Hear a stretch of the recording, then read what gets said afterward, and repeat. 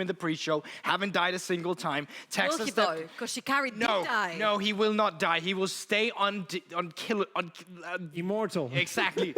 But I also think it's the fact that you take a look at Taxa on day 1, super anonymous. Then towards day 2, insane on the Lee Sin. I think it's the entirety of the map on Astralis that's just kind of elevating, and they're super versatile. Chrisberg on AP carry, Chrisberg on AD carry. See, here's the thing. I feel like this is another team same as X7, where wherever you look on the map, you see carry potential, right? I think they can choose and pick whichever side they want to be their strong side. Looking towards the red side of the map, I'm thinking maybe it's time for Chadson to come back and maybe not die again. Oh yeah, Taxer Lee Sin is a no-go. Yeah, like, this guy on the Lee Sin is an absolute beast. I'm thinking possibly it's just a fade. Thankfully, Caitlyn is out.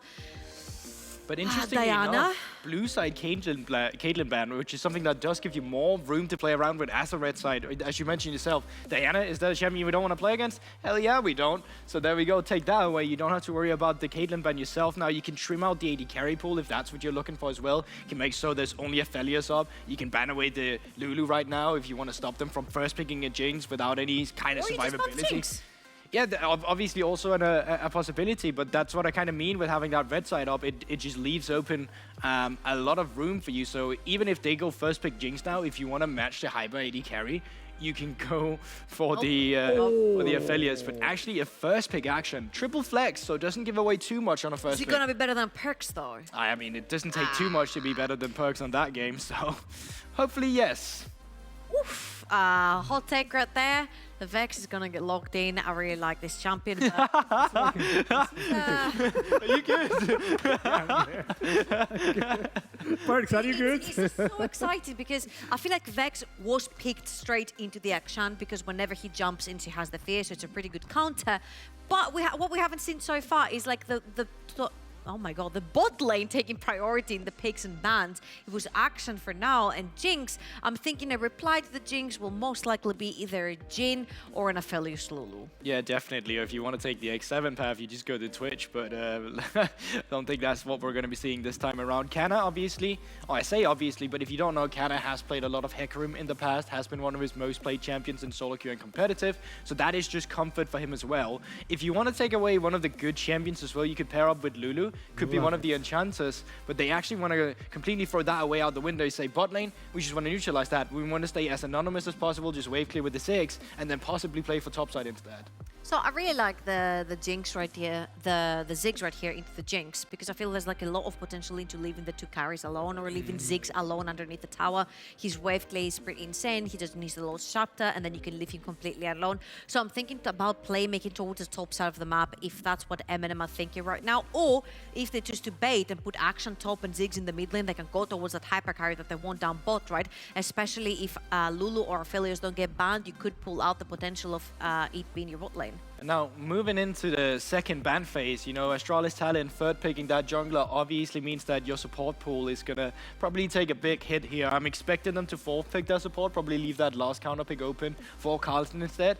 Or maybe actually it's the opposite since they're banning out these top laners already. It's gonna be curious to see where they put a lot of their pressure, because you could fourth pick Ornn and then try to go with the counter pick in the bot lane to just get as much priority as you can here down for Chrisberg. See, here's what I think. I think what's happening here with the top lane bans is that Gangplank is a terrible, terrible pick to play against because he's extremely blind pickable. He does good into pretty much anything. He just scales into the late game, but he becomes such a nuisance in the bot lane. And since you want to pretty much push really hard with the Jinx into the Ziggs, I think that the Gangplank just needs to be taken out of the picture. I think this is going to be a Carlson strong side. We said it from the start because Astralis have the red side and obviously MNM have chosen to prioritize, you know, mid and top. So you pretty much know what you're going to be getting here. I do like that approach. I'm just wondering what they're going to choose to put it with Jinx. We've seen the Rel as well. We've seen the likes of Nautilus. I wonder if they just feel like Carlson wants to just blind pick Renekton as well, if he doesn't feel like there's anything wrong with him on the top side, because you already have a Bruiser in the jungle here with the Xin Zhao. You have backline access as well with the Vex, or at least frontline access. You got possibilities to dive in, is what I'm trying to say. But they are actually just going to blind pick this Rakan here, and it is a bit telling with the Leona ban as well. You want to avoid that, but there's still a lot of good CC champions up. We've seen Galio earlier today. Another pointer would be Nautilus, just for the point and click on the Jinx as well, would be something that could be super good for you. Now, this is still a triple flex. The Galio could end up anywhere, the Ziggs could end up anywhere, and the Akshan could end up anywhere.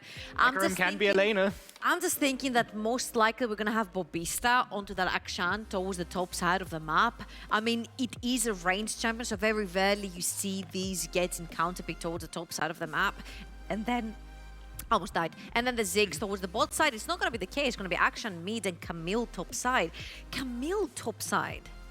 This is very interesting because Renekton is open. It's Carlsen's most played champion. That's why I'm like scratching my head. You just blind pick Camille, so I wonder if that's what they're looking for right now. They're carry matchup. Oh my god. I mean, they're hovering through all the possibilities right now that you got into the Camille. I could have played this. I think that's quite telling. Oh, that's the best. Oh, that's the best. The challenge. What you get here with the Camille is obviously the Camille together with the Galio combo they're looking for. You can also pair it up together with the Hecarim. So what they're looking for here looks like backline access as well. A little bit of it, at least, what we're seeing here in a teamfight scenario. They plot Brim this right now. If this Camille gets put behind by the Fiora, that you all of a sudden has given a favorable laning phase, well, that can be a little bit problematic. But I'm not going to rule MNM Gaming out of this game just purely outside of that draft. I like the combo, right? Because it's not necessarily somebody's going to have to dive in with the Camille because you have the long range access with the Ziggs ultimate as well. Now, the thing here is it's very dangerous because every single lane has setup for Taxa. Wherever he chooses to go, whether it's top, mid, or bot, he has very easy ways and a lot of CC. So that means that the entire map is pretty much open for the Zinza to take over. I'm expecting though to see a lot of action towards the top side of the map. That's one thing where I can see this game go too slow, and that is if Astralis is not pushing their limits properly in the early game, because 6 just really have good wave clear. Even if Fiora gets going on the side lane, 1/6 ultimate, and that Fiora split push that she's trying to do will get demolished by the wave. So it's going to be interesting to see how they're dealing with some of these small finicky pointers you'll have to take care of. The last team with the Immortals still alive. Let's see if the top lane will fall as well, or if we're going to keep another one until the end of this day. And do you know, casters, that if you say Denmark 3 times during the night, Goldberg will appear? It's not false. It's true. I mean, casting from Sweden here, Stockholm, the capital of Scandinavia. I mean, I'm not going to go too hard on the Swedish-Denmark banter because, I mean, the Danish team, he clearly is the favorites here, so I might not want to take this fight, but not going to be saying Denmark. I just might say it tonight because that's a trek for Goldberg to come out to the United Kingdom to get into my bedroom. But hey, we're going into our 4th game of the day. Astralis Talent obviously coming up against MNM. MNM is still searching for their first win, and I think that's actually something very poignant, and I like your opinion on this, because Astralis Talent have looked very good and have been able to control the games that they played effectively. But in their first game of the season, it was super slow. It was super controlled, and they didn't really do all that much except contain the Ricky for 20 minutes. Do you expect them to do the same here potentially against MNM Gaming, or do you think that they need to go for that aggression, as the desk said? It's not the slowest level 1 here, though. Might be looking for something here. Going to go pretty deep here with the sweeping lens onto Taxer, but yeah, I think it's a good point that you make. This game, it's mostly going to be down to Wendell, I think. Looking at these bottom lanes, this is a Ziggs and a Jinx that's going to be perfectly fine just sitting there in a 1 versus 1, pushing and controlling the lanes by themselves, soaking up all of that solo XP and gold, while the supports really like to roam. Both the Galio and the Rakan can make things happen on the roam, so if Astralis is to play more aggressively, I think it's going to be down to Wendell to make things happen here. On the other hand, Wendell is not the strongest player in Astralis, in my opinion, so I'm not sure if he's the man to put all the eggs in the Wendell basket, so to say. But it's going to be up to him to make things happen. Which will be interesting to see if he could do so better than Duel did in game number 1, because I wasn't super impressed with the Rakan performance we saw from the Bifrost support. In the first game of the day, of course, they ended up losing out on that one. Whether we'll see more success from Astralis Talent from the Ricard, or if we'll see more success from the Astralis Talent roster than we saw from the Bifrost one earlier in the day. Of course, as you mentioned, Astralis Talent definitely the favoured side in this matchup. MNM Gaming will need to be on form. They have tools in order to do so. Whether they'll be able to take the win or grab something early is another matter. But we're going to see a little bit of early aggression coming in onto Mishingu, which is something that you maybe expect, but Wendell needs to be a little bit careful. Yeah, it gets chunked out there. Procs the Guardian, though, so can survive for a bit with that rune, but should have the pressure here in the lane with the Jinx. When the Caitlyn is banned away, which it was this time around, having the Jinx pretty much means that you will have pressure in the bottom lane and the push. So Astralis will be able to create that that pressure with Chrisberg and Wendell. Looking at the rest of the map, though, the analyst desk mentioned that Taxer has good gank setup pretty much across the board, so I'm looking forward to him as well making something happen on this Sin Sao, because he can go to pretty much any lane, and I think that's an important point to make. And Tax had a nice week 1, so whether he'll be able to continue that one with all this setup remains to be seen, but in the meantime, we'll also have to keep an eye on Canna, who, as a performer, didn't necessarily have the same kind of level of impact in week 1. Struggled a little bit to get things going, but now is on the comfortable Hecarim, a champion that is quite popular, nice into stuff like the Jinx, because you can get that full dive going. So junglers could be vital, and if Tax is going to be involved in a lot of plays, surely you want Canna there in support to make things a little bit more interesting. Finds out, actually, 2 junglers going to be going up against each other on that crab, but it will be MNM who come away the victors. This is a really good feeling for Canna, because he was able to, as the observers pointed out, take the blue buff and the grump at the same time, meaning that he was 1 camp ahead of Taxer, so he was level 4 to level 3 in that play, and then his laners also helped him with the crab, so he's 2 camps ahead, able to go for the recall here. Perhaps going to go for, yeah, that's going to be the early Sheen, so that is a lot of early game damage for the Hecarim, and might be able to even secure the bottom lane crab as well, so small lead for him here. Small lead so far, but it's early days, so small leads can spiral. But in the bot side, we're seeing Chrisberg having a decent time in the early stages, Wendell keeping the pressure up, and no zap going to land from Chrisberg to make the fight more likely. Canna in the side as well would have made it pretty deadly if Astralis had gone too aggressively, but it's been a slower start to the game than I was necessarily expecting. It does make some sense when you look at some of the champions, and the junglers now hitting 4 on both sides, you'd hope would allow for a little bit more aggression, a little bit more interaction with lanes, but for now, Tax has been very comfortable just farming up, as has Canna, still about a farm ahead, or a camp ahead, I should say. But yeah, things, we're getting a little bit of respite, a little bit of a slow one, while these 2 teams just get themselves into a position they want to be in.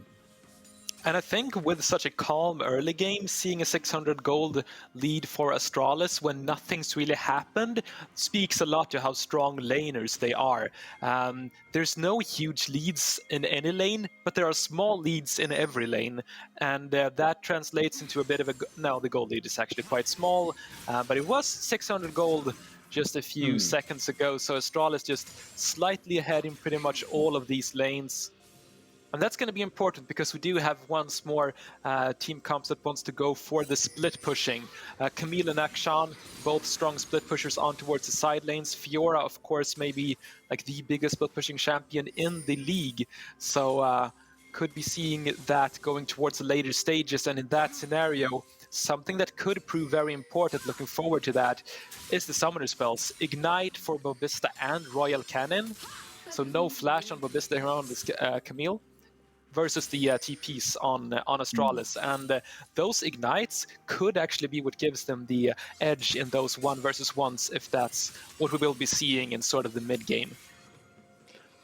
Champions are starting to come online with level 6s though. You can see it on both the mid laners. Jungler's level 5, and you can see Babista and Carlson are both grabbing their ultimates as well. Chrisberg might be overextended though, and with Dr. Chaos there, is just thinking about trying to get that CC down. Nice talk coming up through. Flash is available for Chrisberg. When will he use it? He will use it now, which will help him get out of dodge. He's going to be able to hold on to that heal as well. So a bit of action in the bot side, but not going to be leading to any kind of kills.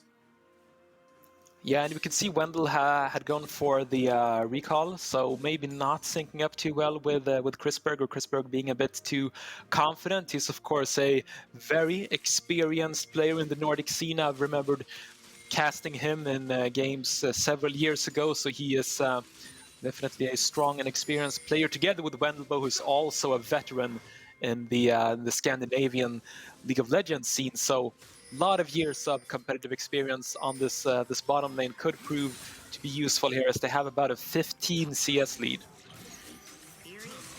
Which is always nice to get on the Jinx, because you've got this hyper carry who will do so much work, and there's a reason why Jinx has been one of these pick ban champions for a long, long time. Maybe not so much today, but certainly in week 1 we were seeing a lot of priority on this pickup, and Chrisberg's still clearly respecting it enough to give it a run out against MNM Gaming. And up against the Ziggs, you're up against a lot of wave clear, but you're the one that's got the traditional hypercarry. You're the one who's going to be able to do so much work in the later stages. But now the engage is coming on through. Remember, Chrisberg does not have flash, going to be caught up by the Galio. Wendell trying to keep Canner off for as long as possible. He's going to dive on through. The pony is here, and it's first blood going over to the Hecarim. Wendell going to be chased low. Can I get the kill? Yes, he can. Cuts down for the double. And in the slower start to the game, 8 minutes in, and it's MNM Gaming who take it first.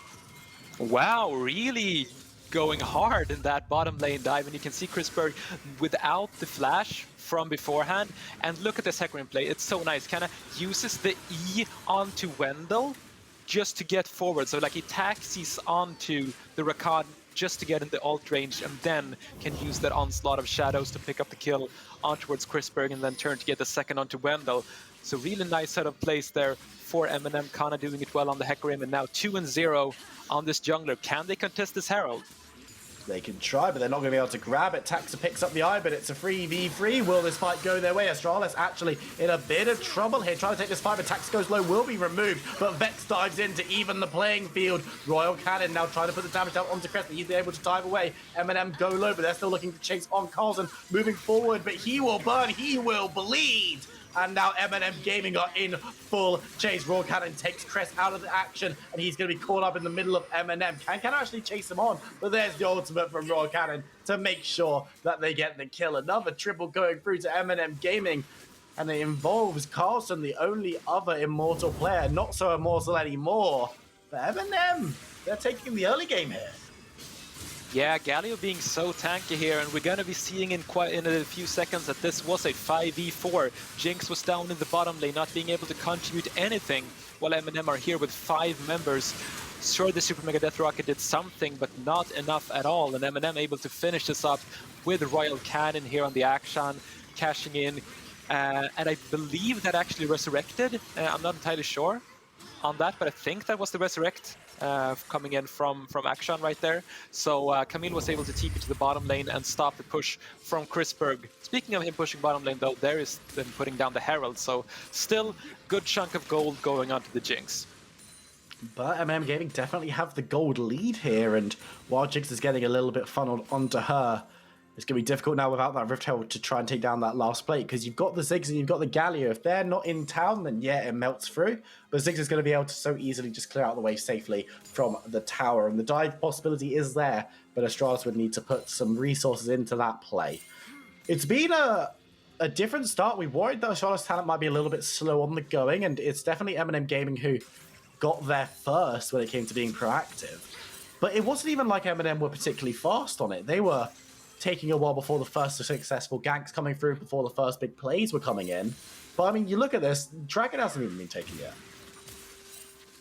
Yeah, I think that's going to be the next objective here. They do have a decent lead, about 1,000 gold, which is definitely less than you'd expect when you're 5 versus 1 in the kill department, but they are behind in a lot of farms. So I think they'll be looking for the Dragon here with Royal Cannon, pushing in the mid lane and then trying to secure that. Early Cloud not going to be doing too much though, but it's something.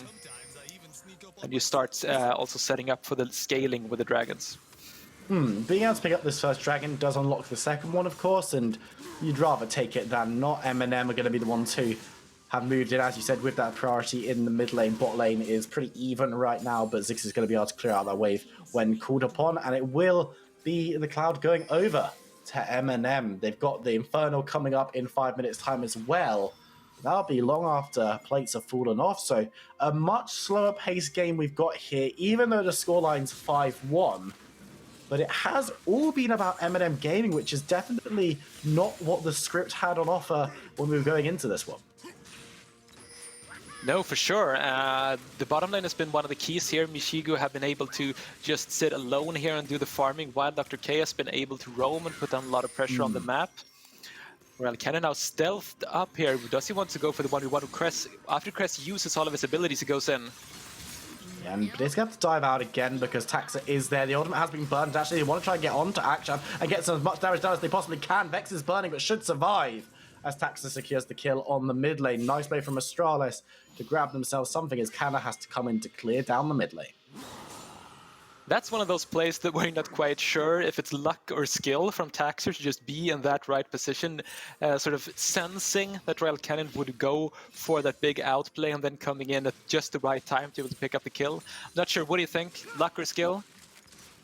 I always say skill. It's all about skill in this League of Legends game, so we'll go with that one. Sure, let's go for it. It's always skill in this here NLC, but in the top side, not too much action to talk about. Fiora versus Camille. In the side lanes later on, this is going to be explosive, but right now, it looks like Babista's pretty happy just to try to stay on parity as much as possible, and by and large has been able to do so. Yeah, it's a really interesting matchup with how the Camille hookshot wall dive works versus the Fiora riposte. Because as the Camille, you actually don't want to hit your E onto Fiora because then she can riposte, or you want to use it after she riposts. So you can use the first part of your E, and then if Fiora uses the riposte, then you can use it to go in a different direction so you don't hit her. It's hard to explain, but it's a really interesting thing when you're playing this matchup. I wouldn't really say that it's super hardly favored for one side. I think Fiora has a slight advantage, but it's definitely a matchup where either one can win.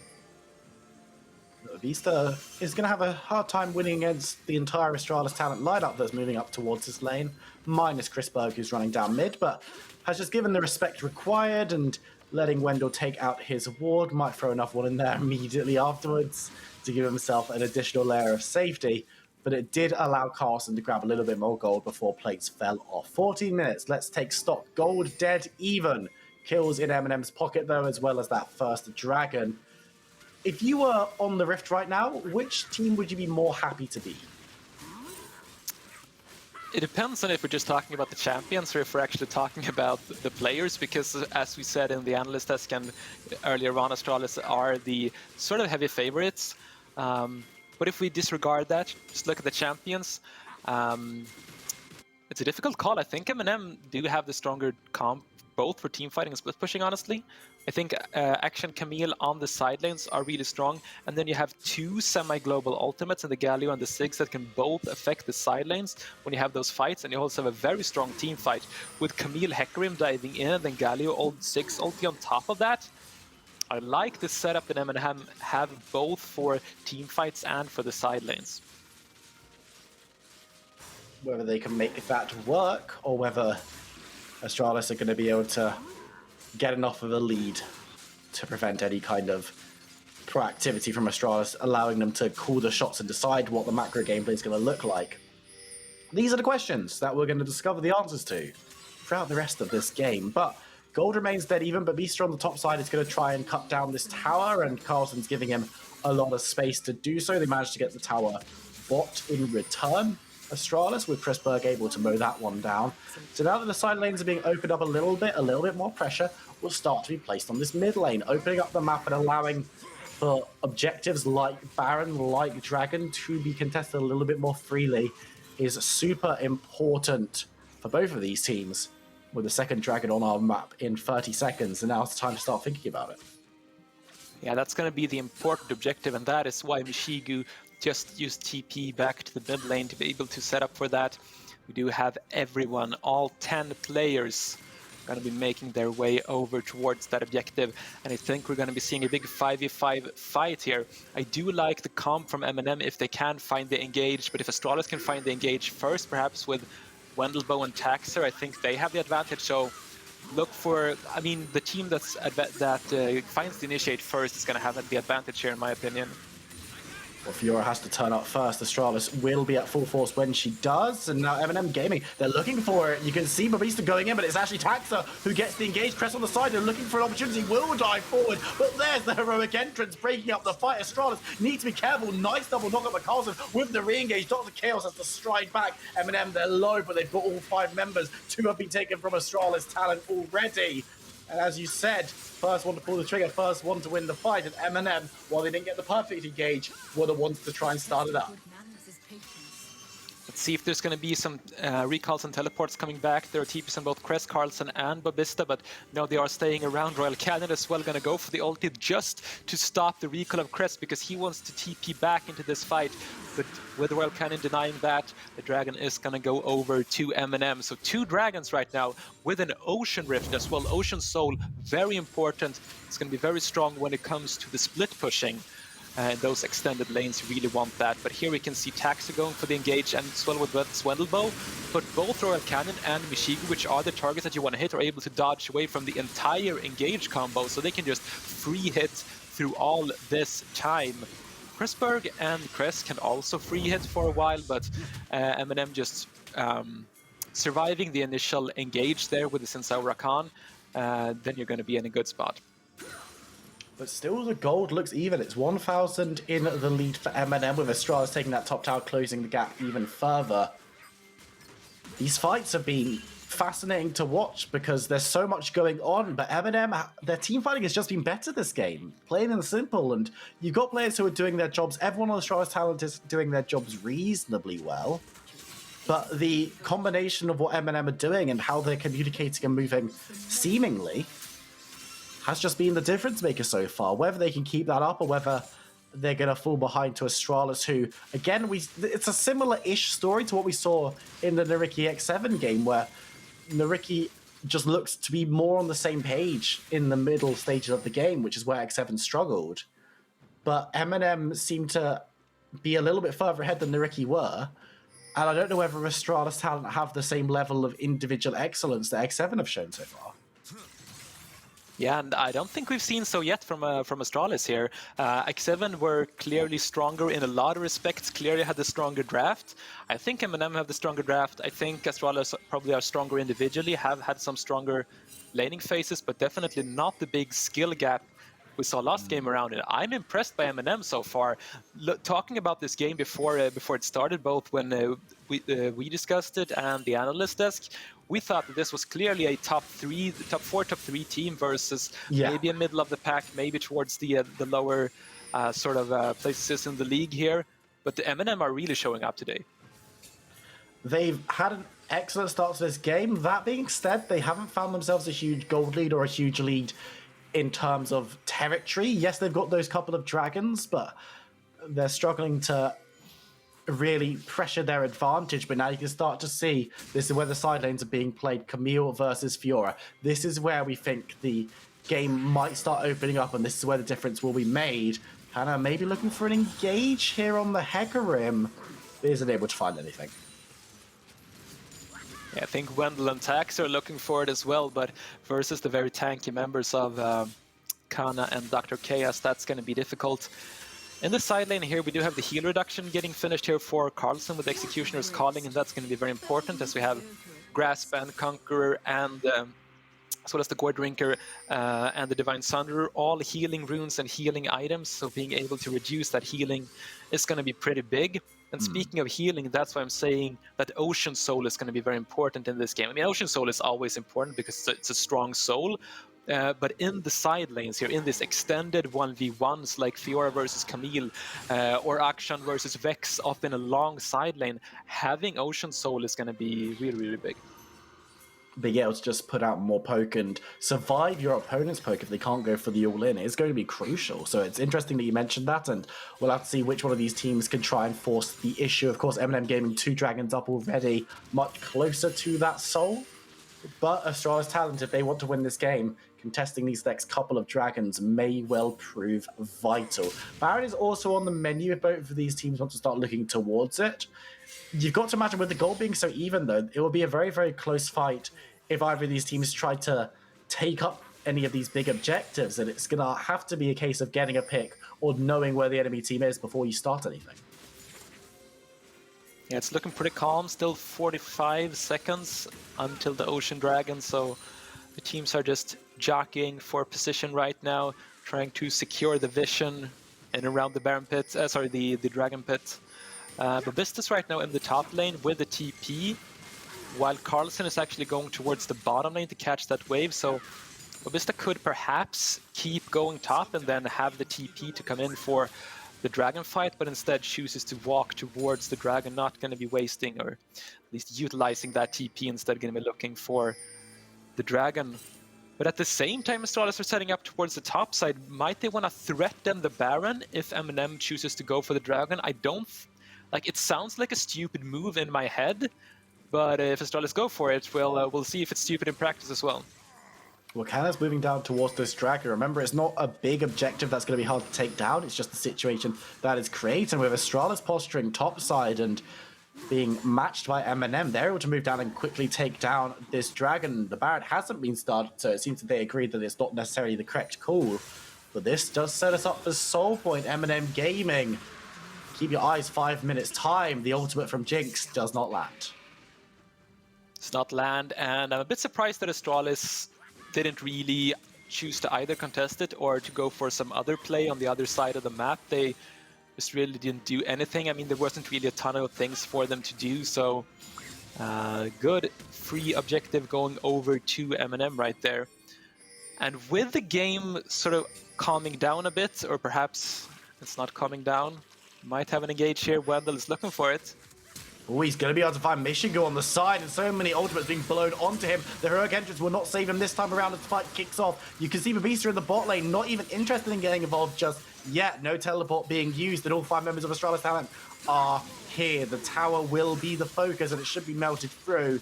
It will crumble as the fight re-engages. They manage to catch onto someone, and Canna isn't going to be able to ride out this one as Chris Berg gets excited. They take down multiple members of MNM Gaming and can now move towards the Baron.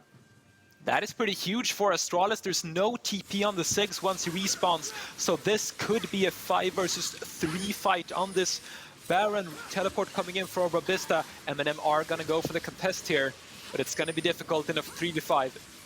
3v5, no jungler. This is going to be exceptionally challenging if Astralis Talent play this one correctly. They've got health bars to play with to tank out the Baron, so that one's not going to be a big threat. Diving on through, Mr. Dr. Chaos wants to start the fight off and gets a decent amount of damage through. People are actually going low. Baron's still standing at 2.5k. That's a nice ultimate from Ziggs, but it will be Astralis Talent who secure themselves the objective. It's on 3 members as it stands, but Royal Cannon and Michigo might look to take down a couple of the squishier members. They will be able to grab one as Carlson goes down. Cannon will chase on towards Cress, mid versus mid in the top lane, trying to throw down some damage, but Vex has a decent amount of burst. Will be able to get the fear, and the damage is nasty. Cannon needs to be a little bit careful, taking the ultimate to the face. The satchel does not save him, as the Ziggs now is going up against his Yoral comrade. The damage is big. Cress grabs a double. Can he get a triple against Canna? I'm not sure that he can, but he's wasting as much time as possible. After all that, it's a melee minion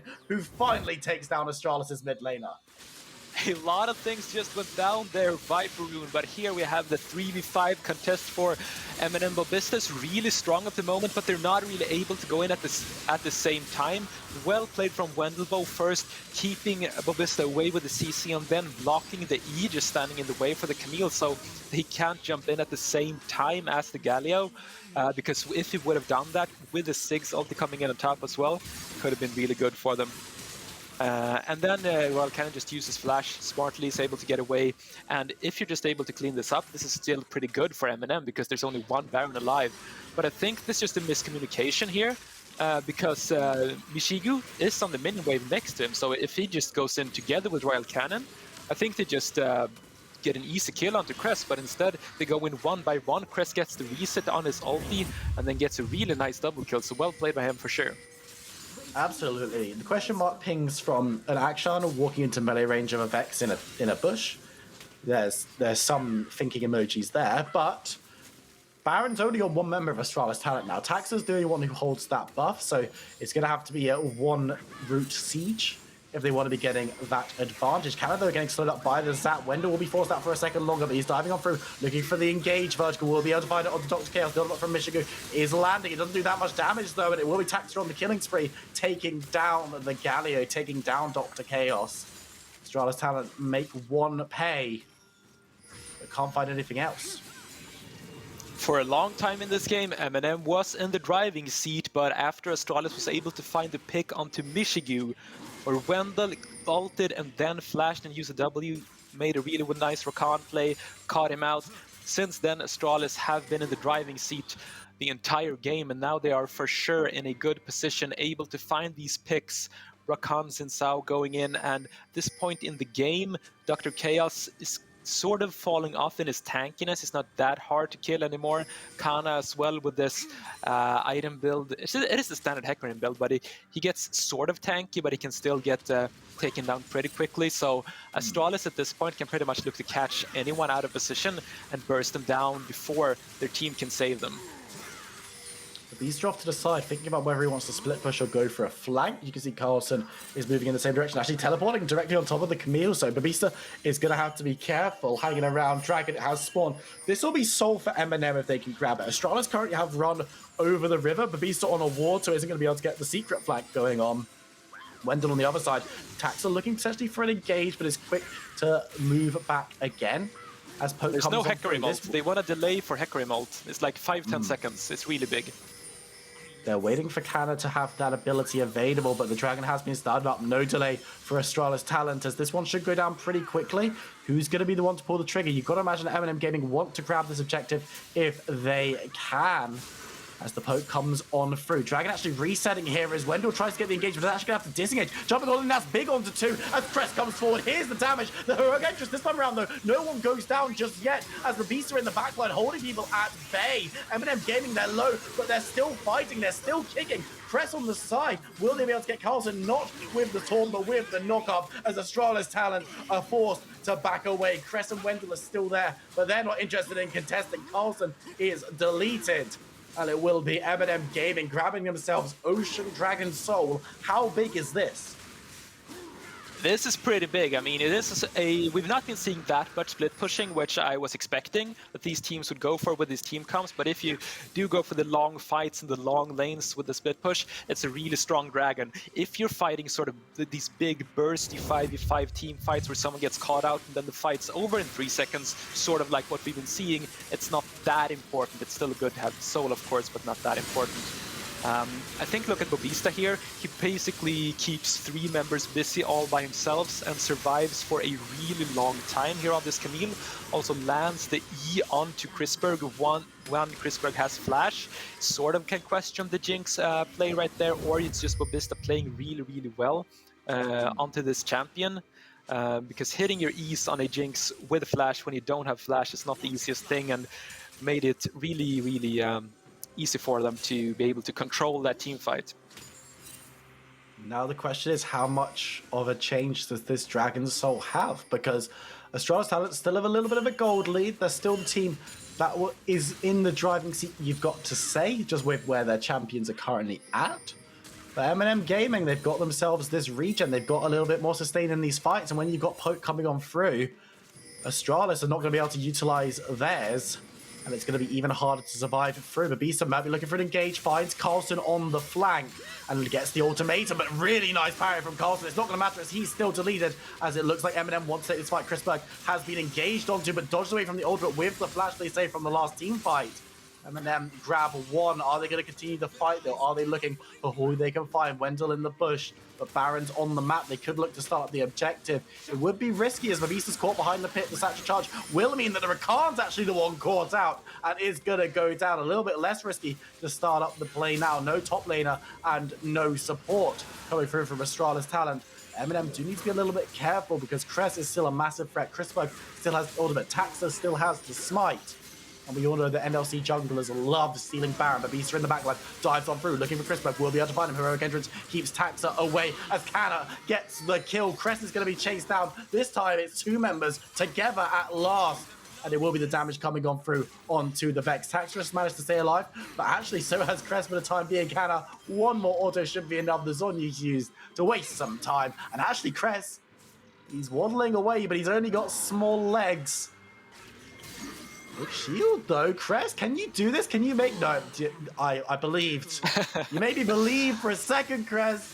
But in the end of the day, Tax is going to have to steal this Baron buff, but he's got Carlton in support now, so MNM going to have to take down the jungler, will be able to put members on top of him. Cannon just holding the Baron for a couple of seconds longer, as this fight is actually looking a bit better for Astralis talent. They're chased away, but they don't lose a member, and now you can see the Baron, it's on 2k health. Astralis still have their jungler, they still have opportunities, but Michigu makes sure that that's not a fact. They're going to get the kill, they're going to get the Baron, and finally, MNM Gaming take the play.